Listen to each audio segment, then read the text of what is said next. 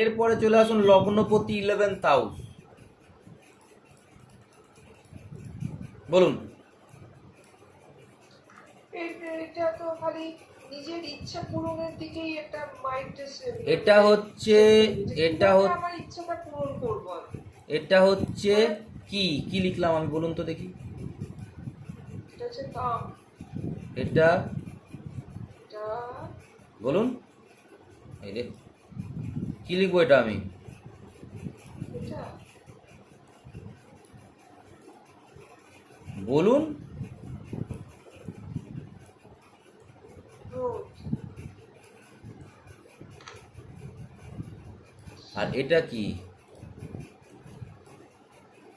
হ্যাঁ, এটা কি? কাম ক্রোধ। কাম ক্রোধের পর কি হয়? কাম ক্রোধের পর কি হয় জানেন না? লোভ। হ্যাঁ, লোভ। লোভ সবচেয়ে ডেঞ্জারাস। কামের থেকে ডেঞ্জারাস ক্রোধ, ক্রোধের থেকে ডেঞ্জারাস লোভ। লোভে পাপ, পাপে মৃত্যু।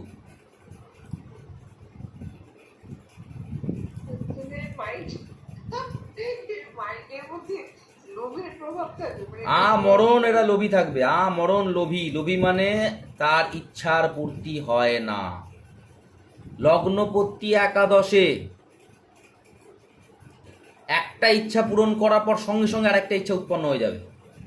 এবং অপরের জিনিসের প্রতি লোভ। কোনো জিনিস দেখলে এটা একদম আমার হচ্ছে না, এটা মিলছে না। আবার সেই আপনি আপনার চার্টের মধ্যে চলে যাচ্ছেন।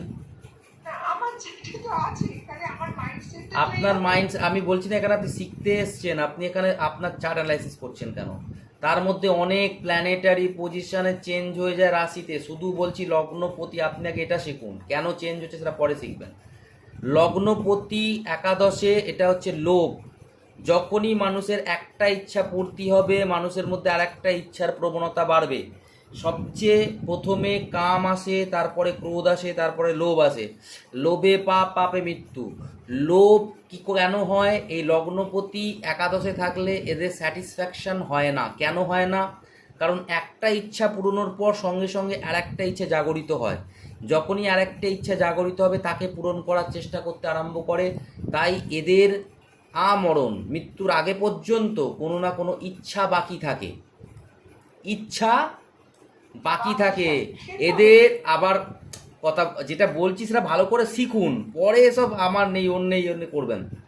ইচ্ছা আপনি আপনার যে কোনো চার্টে দেখবেন, বয়স হয়ে যাবে, মৃত্যুসজ্জায় আছে, লগ্নপতি এরকম দেখবেন একাদশে, তাদেরকে জিজ্ঞেস করবেন আপনার কি ইচ্ছা।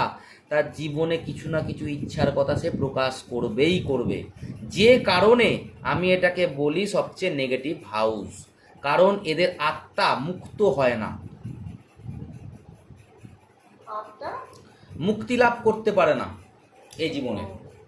কারণ এদের ইচ্ছার এখনো বাকি থাকে। অনেক কিছু ইচ্ছা যেগুলো পূরণ করতে পারেনি সেগুলো বাকি থেকে যায়, যেটা আবার তাকে জন্মগ্রহণ করে ইচ্ছা পূরণ করতে হয়। তাই এটা সবচেয়ে নেগেটিভ হাউস বলছে পরাশর ঋষি। আমি বলছি না, এটা ঋষিমুনি বলছেন, এমনি এমনি বলছেন না বাবা। আমি জানি না জন্মাতে হবে কিনা, সে বিষয়ে আমি কোনোদিন কোনো প্রত্যক্ষ দেখিও নি, জানিও না। ঋষিমুনিরা বলছেন যে এখানে থাকলে এই ঘরটা 11th হাউস, পরাশর ঋষি বলছেন সবচেয়ে নেগেটিভ হাউস। তার কারণ হচ্ছে আপনার মনের মধ্যে ইচ্ছার জাগরণ করবেই, আপনার স্যাটিসফ্যাকশন আসবে না লাইফে কোনোদিন। যে কারণে এই ঘরটা সবচেয়ে নেগেটিভ, আর এই দুটো ঘর সবচেয়ে পজিটিভ, পঞ্চম আর নবম। একটা হচ্ছে ভাগ্য, একটা হচ্ছে বিবেক, একটা হচ্ছে আপনার লিনেজ, একটা হচ্ছে পূর্বজন্মের কর্মফল, একটা হচ্ছে বিবেক চৈতন্য, আর একটা হচ্ছে ভগবানের বেসিক্স ধর্ম। ধর্ম বলতে রিলিজিয়াসনেস, আর হচ্ছে পৈতৃক বা পিতার বা গুরুর আশীর্বাদ। ঠিক আছে? আর তিনটে হাউস সবচেয়ে নেগেটিভ, কাম, ক্রোধ। এটা আমার কথা না, এটা পরাশর ঋষির কথা। কাম, ক্রোধ আর লোভ সবচেয়ে নেগেটিভ হচ্ছে এইটা, তারপরে এইটা, তারপরে এইটা। কোণের মধ্যে সবচেয়ে শক্তিশালী কোণ হচ্ছে নবম। সবচেয়ে শক্তিশালী কোণ হচ্ছে নবম। তাই নবমের দ্বাদশ সবচেয়ে বাজে ঘর বলা হয় অষ্টমকে। সবচেয়ে শক্তিশালী কোন? নবম, নবমের দ্বাদশ, তাই সবচেয়ে নেগেটিভ হাউস। তারপরের শক্তি পঞ্চমের, তারপরের শক্তি লগ্নের। লগ্নের থেকে বেশি শক্তিশালী পঞ্চম, পঞ্চমের থেকে বেশি শক্তিশালী নবম। বোঝা গেল? হ্যাঁ। তাই লগ্নপতি একাদশে বেশিরভাগই দেখবেন এদের মনের মধ্যে কোনো ইচ্ছা থাকে, বা লোভী প্রকৃতির হতে পারে, অপরের জিনিস দেখে তার ইচ্ছার প্রকাশ ঘটতে পারে, অপরের জিনিস দেখে তার লোভ আসতে পারে যে এই জিনিসটা আমারও হলে ভালো হতো, আমিও কিনবো। তার একটা অপরকে দেখলো গাড়ি করে যাচ্ছে, তার খুব ভালো লাগলো গাড়িটা, এই গাড়িটা আমারও কেনা উচিত, আমিও কিনবো কোনো না কোনো সময়। লোভে পড়ে গেল এবং সেই গাড়ির পেছনে দৌড়াতে আরম্ভ করলো, আমাকে গাড়িটা কিনতেই হবে, গাড়িটা কিনতেই হবে, গাড়িটা কিনতেই হবে। ফুল এনার্জি লস করে দিল ওই গাড়ির পেছনে। একটা ড্রেস দেখলো, দারুণ দেখতে ড্রেস, লোভে পড়ে গেল ড্রেসটা, আমাকে এটা করতেই হবে, হচ্ছে টাকা জমিয়ে ওই ড্রেসটাকে কিনেই ছাড়লো। তাই এদের প্রাপ্তিযোগ খুব ভালো হয়, কিন্তু মানসিক অশান্তিতে ভোগে এরা, মানসিক স্যাটিসফ্যাকশন থাকে না। মানসিক স্যাটিসফ্যাকশন আপনার কথা আমি এখন কোনো আমি আপনার কোনো প্রেডিকশন লগ্ন থেকে করছি না, আমি শুধু আপনাকে শেখাচ্ছি। এরপরে চলে আসুন দ্বাদশ ভাবে। লগ্নপতি দ্বাদশে, বলুন কোন ঘরের প্রভাব পড়ছে লগ্নের ওপর? দ্বাদশ ঘরের প্রভাব পড়ছে লগ্নের ওপর, তাহলে এর কি কি জীবনে প্রভাব পড়বে?